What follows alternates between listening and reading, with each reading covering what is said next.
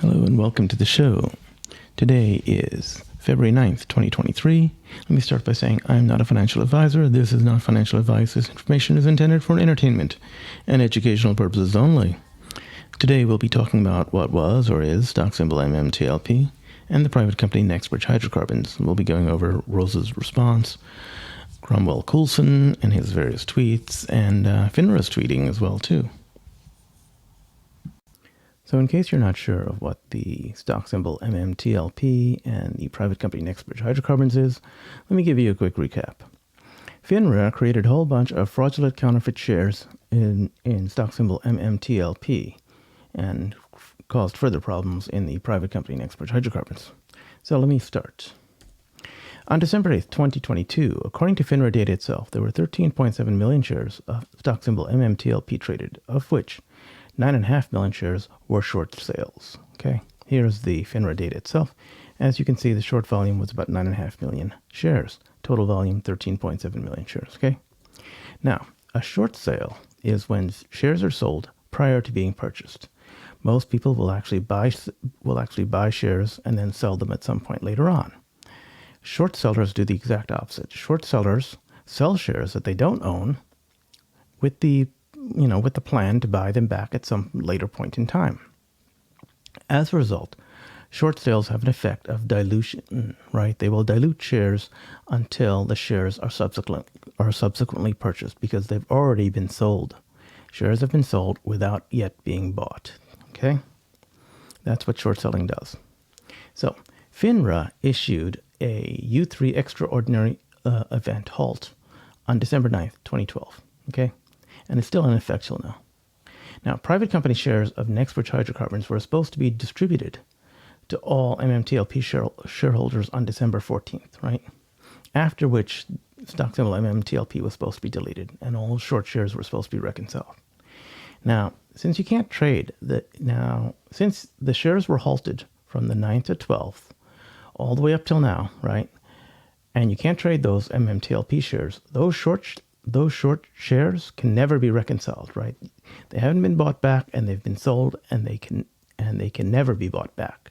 So MMTLP shares that were sold but never purchased, I call those fraudulent counterfeit shares. Okay? And those shares exist thanks to FINRA.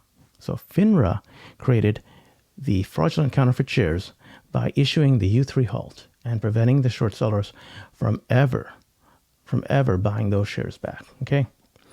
So as a result, those shares are now fraudulent and counterfeit, and they were made that way by FINRA.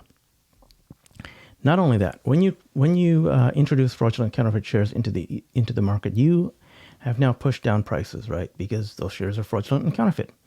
So because FINRA created the fraudulent counterfeit shares, they are now a price manipulator. They've manipulated prices downward, okay? They knew what they were doing when they created the fraudulent counterfeit shares, and they went ahead and did it, right? So thank you, FINRA, for being a price manipulator. Next, FINRA also prevented every single MMTLP shareholder from receiving the one-to-one dividend of the private company NextBridge Hydrocarbons, okay?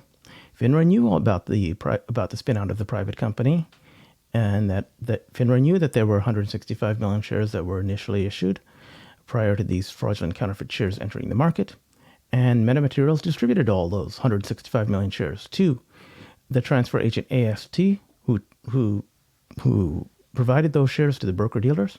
However, the broker-dealers had a lot more than 165 million shares. That was the number of shares that were issued, thanks to FINRA creating fraudulent counterfeit shares. Broker-dealers cannot distribute shares to shareholders because that would mean that some shareholders would get shares while others would not. And they cannot pick and choose who gets shares because then they'd be held liable, right?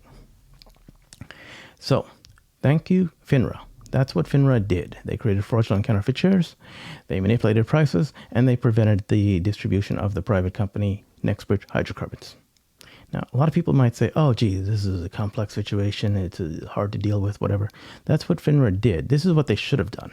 What FINRA should have done is they should have instructed broker-dealers of a corporate action that shorts must close their positions by December 12th, 2022, right? They should have informed broker-dealers that between December 9th to 12th, all trading in MMTLP should be position close only. What that means is that longs, those are people who purchase shares, should be able to sell those shares to shorts. And shorts, the people who already sold shares that they didn't own, they should be able to buy those shares back to reconcile their positions, right? And if they didn't buy it back by December 12th, 2022, they should be a forced close at that point, right? And that would reconcile all the shares which were already sold to buyers, right? But never purchased, right? So these shares became fraudulent counterfeit shares, and they would never have become fraudulent counterfeit shares if FINRA performed these two corporate actions. FINRA knew about going to position close only. It's very standard. They knew about forcing shorts to close their positions, and they did not do it. Hello. Lots of stuff has happened this week. So I think I got a lot of it, but I might have missed some, so I apologize for that. This is what I think is the biggest news, of course. Rosa filed a response to FINRA's response this week. So this is the lawsuit against FINRA for their actions about MMTLP. Now, along the way in her response, she references some info that Cromwell Coulson tweeted. Cromwell Coulson is the CEO of OTC Markets, and he had some sort of weird internal breakdown this week. And he was talking about short selling. And so thank you, Cromwell Coulson, for providing that information to Rosa Twill. Cromwell Coulson also jarred the memories of MamaK, who brought to attention how much she believes that broker-dealers and shorts think this could actually cost them. So we'll be going over that as well. FINRA has started to tweet again, and because they're starting to tweet again, they're getting lots of responses, mostly 99% from MMTLP shareholders. So anyone who reads the responses to FINRA's tweets will see what they're doing about MMTLP. And we note that in 2022, the number of IPOs has dropped by about 80% compared to 2021 levels. So that's an interesting thing to note. I'll go over what that means. And finally, if you live in California or anywhere in the US for that matter, you'll note that your energy bill, your gas and electric bill, is pretty high. And I noticed mine was very high. I looked at it, and it's almost all natural gas. 2/3 of it is natural gas. And the question is, am I suddenly using more natural gas? No, but the prices have gone up significantly. And there's a ton of natural gas I'd like to note that's in this place called the Rio Grande Basin in West Texas near El Paso. It's just waiting to be harvested, just waiting to be developed. But there's an organization called FINRA and various short hedge funds who would like to see that not developed.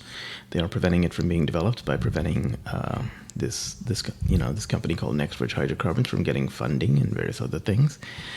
But so they're allowing the company to be to be attacked by short sellers. So just keep that in mind. Anyway, on with the rest of the show. So this is Rosa's response to FINRA's response. FINRA filed a motion to dismiss as their response, and thank you, KCAP, for posting this. Thank you for putting this on Dropbox. I suggest everyone download it and read it for yourself. It's not it's pretty easy to read. I'm only going to be going over what I think are the key parts. The biggest thing that I see so far is that Rosa is referencing a tweet by Cromwell Coulson of OTC Markets. Here, Rosa is saying, on February 6, 2023, the CEO Cromwell Coulson of the OTC Markets tweeted, "There was a short position in MMTLP." Okay. Coulson continues, it would have been easier if NextBridge shares became publicly tradable. Now, the short position that Coulson is commenting on is the reason that Rosa and MMTLP shareholders have not received our NextBridge Hydrocarbons shares. Okay. She defines short positions from a legal standpoint. She says short positions are contracts to borrow shares from shareholders to be returned at a later date. All short positions must fulfill their contract with the shareholders before the private company NextBridge Hydrocarbons can issue the one-for-one exchange. And finally, the CEO of the OTC Markets has confirmed on a public platform that FINRA has not enforced the contract to be fulfilled, at the expense of shareholders. That is a big deal. The CEO of OTC Markets has confirmed on a public platform that the defendant being FINRA, has not enforced the contracts to be fulfilled at the expense of shareholders.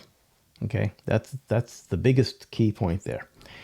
Some other key points she's got. She goes over the motion to dismiss by FINRA, and she states that when a defendant, the defendant being FINRA, challenges Article 3 standing, the plaintiff is protected by safeguards. Courts must treat the factual allegations in the complaint as true. Okay. Now, with regard to standing, FINRA has asked to dismiss due to a lack of standing now, and FINRA saying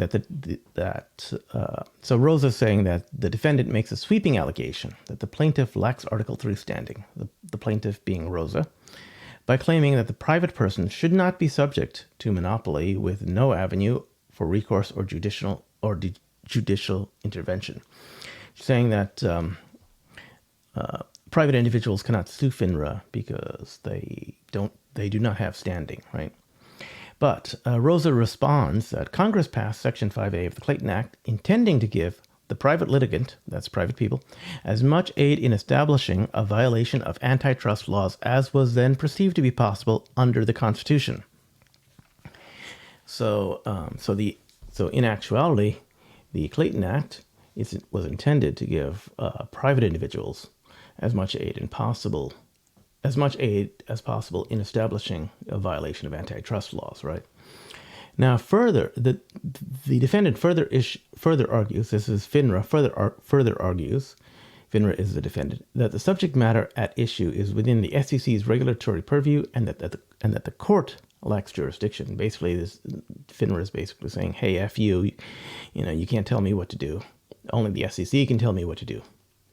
However, Rosa responds that meritorious private actions to enforce federal anti-fraud securities laws are an essential supplement to civil enforcement actions brought or adjudicated by the SEC. Basically, private individuals can bring lawsuits, and in addition to the SEC, that is a key point. The SEC is not the only party that can bring lawsuits. There are various private individuals who can also bring lawsuits. There you go.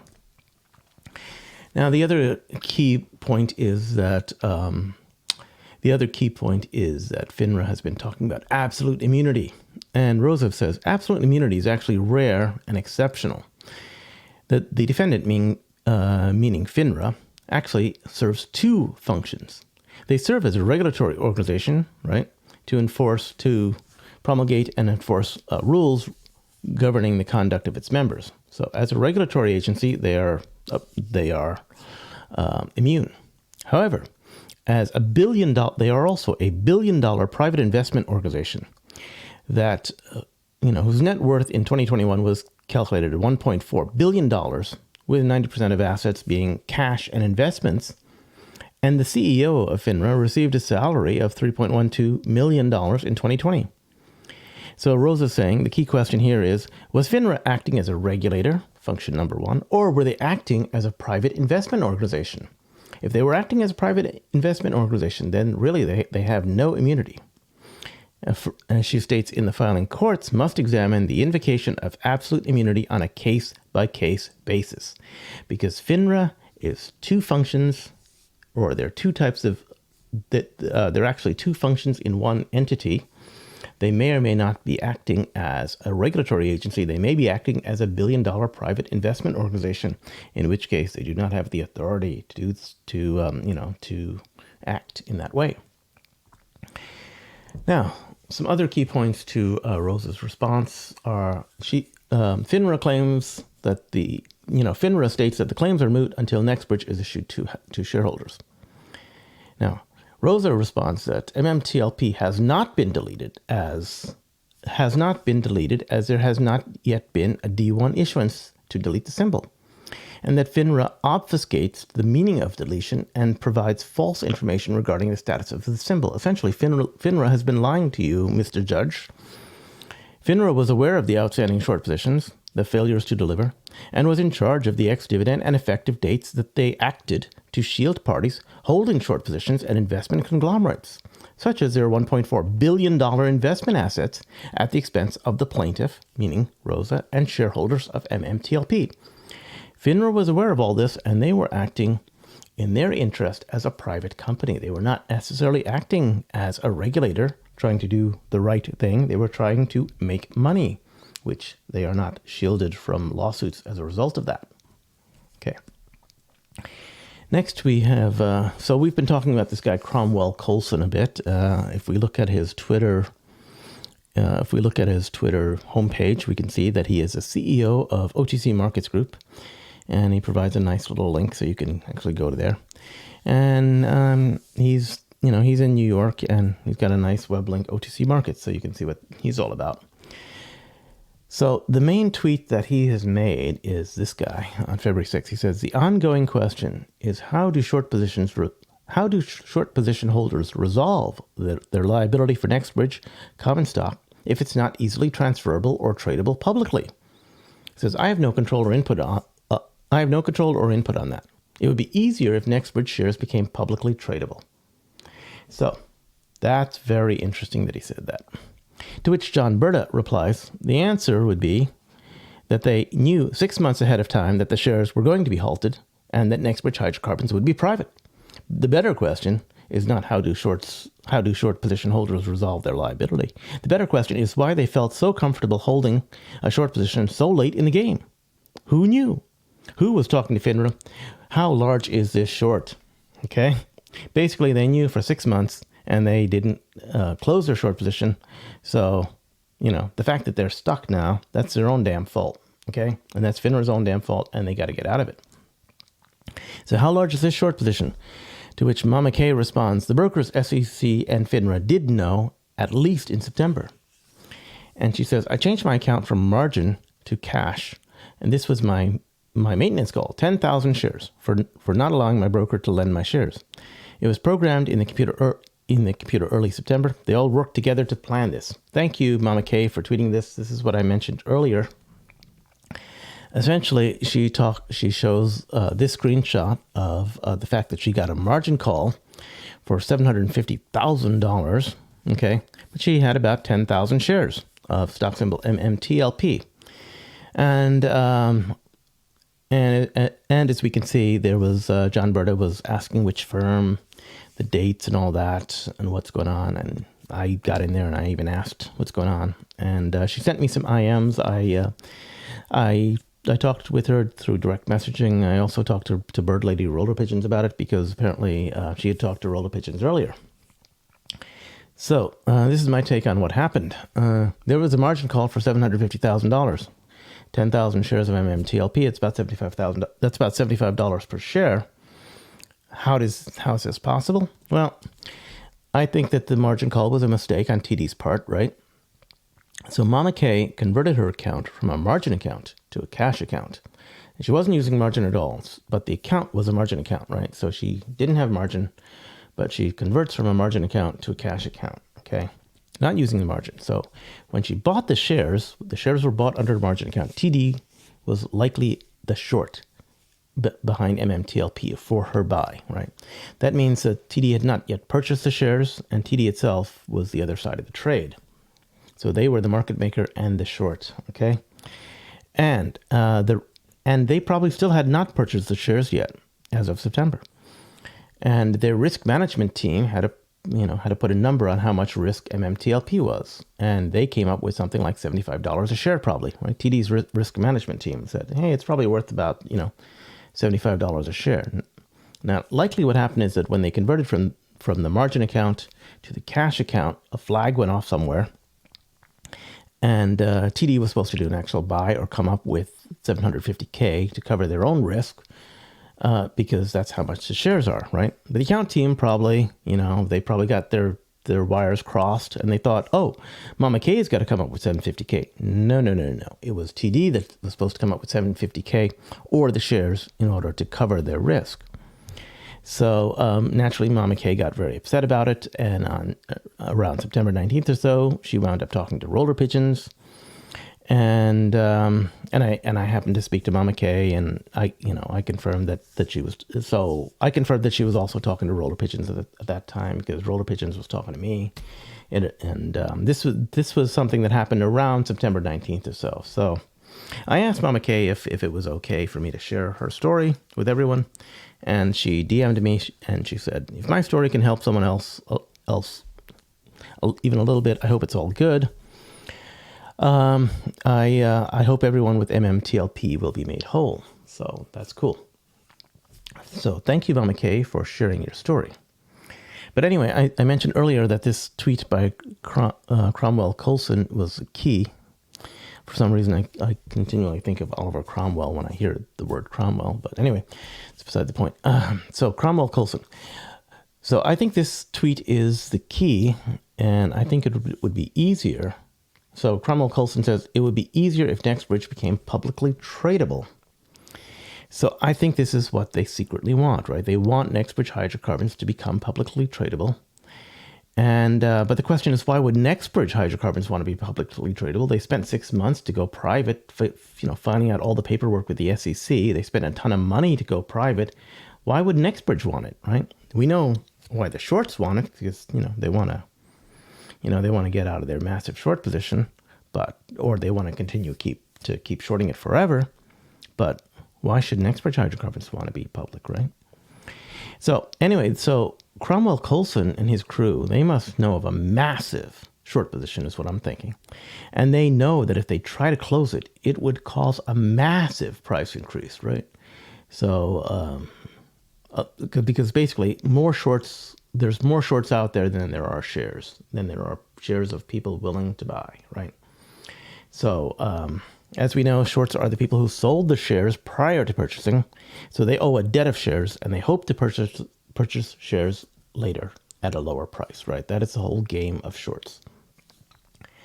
So Cromwell Coulson knows something. He's tweeted about it, and now we know that he knows, and we know that there's a massive short position, or we can guess pretty much that there's a massive short position there, right? But anyway, Cromwell Coulson, thank you, Bristol Type 6, for tweeting this. Cromwell Coulson says to the SEC, help@sec.gov, says Cromwell Coulson publicly confirmed there are open short positions on MMTLP, which traded on his OTC market. And he says, FINRA Ombudsman Representative Mr. Chase confirmed that he's seen Cromwell Coulson's statement. So the Ombudsman has seen it. But FINRA has no new information or instructions, and FINRA says they need instructions from the SEC before they can and will act. Thank you for your work. And he sent this as an email to help.sec.gov. So now the SEC knows about it. Question is, will they do anything about it? Now, he also happened to tweet about this. Thank you, Bristol Type 6. OTC Market President confirms open shorts. FINRA is aware of the President's confirmation. They have no instructions and will not act until told to by the SEC.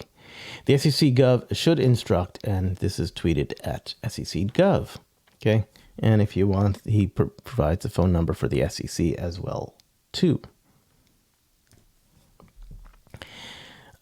And finally, in the last tweet about this, he also tweets SEC Investor Ed and SEC Gov, and he says, FINRA Ombudsman have just told me that, yes, they have reviewed the tweets by the SEC, by the OTC president confirming the existence of open shorts, but they have not been given any further instruction or information. So the ball's in the SEC's court, according to FINRA. So SEC, the ball is in your court. Are you going to do anything? We'll see. So, FINRA has been tweeting lately, and they started tweeting on February 3rd, right?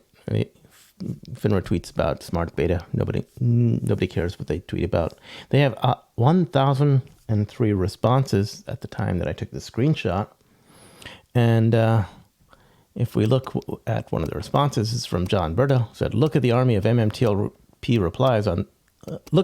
MMTLP on these replies. March on. I agree.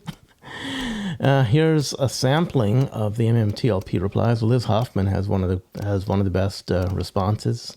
These are what I see as the best responses. But anyway, Liz Hoffman says, "Hey, What I want to know is when will you lift the U3 halt and give me back my 2 trading days? You should be ashamed of yourselves. You are not elite. You are criminals. Hope karma finds you sooner than later. Do your job and protect retail, right? That's FINRA's supposed job, is to protect retail, okay? I Am Wedge also says, MMTLP is a bullseye on your back, FINRA. You can think of MMTLP investors as the ones who will not be going away anytime soon. You may think you're above the law with your absolute immunity, but the law is a law. Ignorance is no excuse. We will have our day. Okay, there's a ton of responses on this. I will not be going over every response, but these are the top ones that I saw. I responded as well too, but there's a ton of responses here going on. Finally, KCAP has this response, which I thought was really cool. She says, that's how much I've invested in the stock market since MMTLP U3 halt on December 9th, 2022. 0. I will not invest any additional money until the situation is resolved. 0. No more counterfeit shares. Okay? Because FINRA has created fraudulent counterfeit shares by their actions. Uncle Smokey's got a really good response. He says, hey, look, I noticed that you're having a FINRA annual conference. This is hilarious.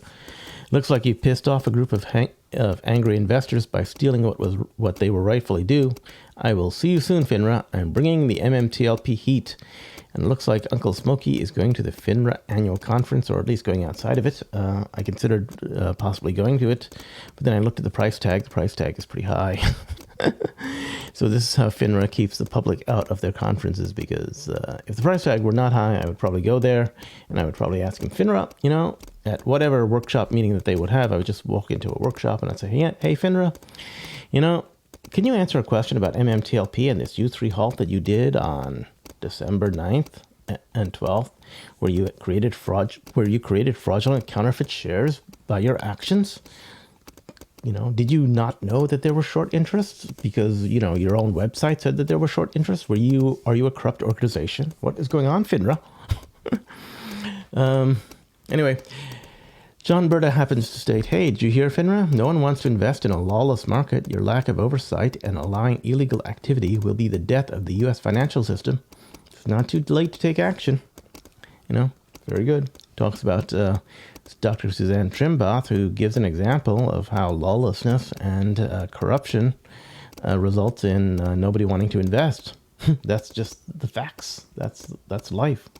Anyway, this is, at the time I made this video, this is the number of responses to FINRA's posting, 1,457, of which there were about 150,000 views on this FINRA tweet. This is the first tweet they did since December 20th of 2022. This was on February 3rd. So they have not been tweeting because they knew what would be the result of their tweets. They would get a ton of responses from, all about the illegal counterfeit fraudulent shares that they created on, December 9th. And there you go. Now, FINRA did not stop tweeting. They also tweeted on February 6th, right, which was the following Monday. And they got 677 responses. Wow, a lot of responses there, FINRA. And you know what? FINRA tweeted on 7th, and they got 587 responses, all about MMTLP as well. And if we keep looking at how many responses they get, they're getting, another 482 responses. They tweeted on February 8th. So every single time they tweet, they are going to get responses from MMTLP shareholders, because they have, they done us wrong. They actually have created fraudulent counterfeit shares, and they know it. So what was the thing about John Brda? He tweeted about the fact that, a lawless market will not, people won't invest in a lawless market. Well, if we look, we can see that IPOs are down. The number of IPOs in the United States from 1999 to 2022, we see that in 2022, it was down 82% since 2021, right? Since 2020, it was down 62%, right?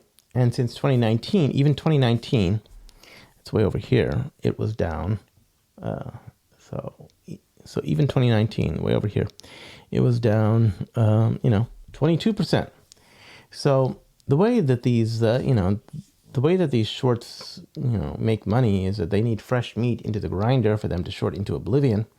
And that fresh meat comes from IPOs. They basically short IPOs into the ground. And it looks like the people who bring their companies to market are catching on. They're saying, screw you, we're not going to IPO. Why should we bother? Right? So the message of MMTLP is getting out. Companies are hearing that, fraudulent markets are not good for them to invest in. They're not a good place for people to raise capital at. Why bother IPOing? Public markets are, because of MMTLP, it's becoming apparent to everyone that public markets are a way for you to lose money and a way for you to destroy your company. Okay, so that's what's coming out now. Thank you, FINRA, for educating the entire world on how corrupt this market is and why people should stay away from it. And people are starting to. The message is getting out there.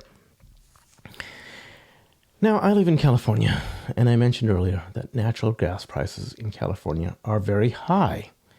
Turns out that there's something in the range of $20 per million BTU. That's about $20 per thousand cubic feet of natural gas, right? So that's very, very high. I thought that was the case for natural gas in general, but it turned out the price of natural gas is only high in California. The rest of the country, it's actually come down. It's come down significantly. So it's $2.82 anywhere else in the U.S. except for California. So I originally thought this was a natural gas issue, but it seems to be that it's just likely another scam that's being run by public utilities with the state government running cover for them, right? And naturally, of course, the consumer has to pay the bill, right? Natural gas prices have dropped significantly. They are still up, from $1.45 or so, which was their low in 2020. However, there's $2.52, not too bad in the rest of the country, right? The prices of natural gas has dropped significantly from $9 all the way down to $2.52, and likely that is a result of us actually selling our natural gas in Europe. Oh, by the way, the Nord Stream pipeline blew up, and that also had a nice effect on the price of natural gas. In either case, that's beside the point. Natural gas prices in the U.S. have dropped significantly. It turns out that California consumers are just being scammed by public utilities, as is usual. So I live in California, so I figured the scam was nationwide. It's just California only. Anyway, so by the way, John Brda happened to tweet this late today, and he said, in my opinion, FINRA had 6 months to fix the problem. Did nothing, right? Even looking the other way, as the problem may have been too big to fix. If Rosa gets discovery, or we find a way to get all the facts, the whole thing blows wide open. And he's got a flamethrower because, he started Flamethrower, LLC, in order to combat these short hedge funds. So there's a lot of info that's coming out recently, and we're even getting some info from Kurtis. Thank you, BleedBlue18. Kurtis has found some information about Ms. Huber. This is Ms. Yvonne Huber, and apparently she's been around for 32 years in FINRA. She heads the OTC compliance team and specializes in surveillance investigations in fraudulent activity. And she's also, in having a look at short sale regulatory responsibilities, right? And BleedBlue18 has started poking around, and,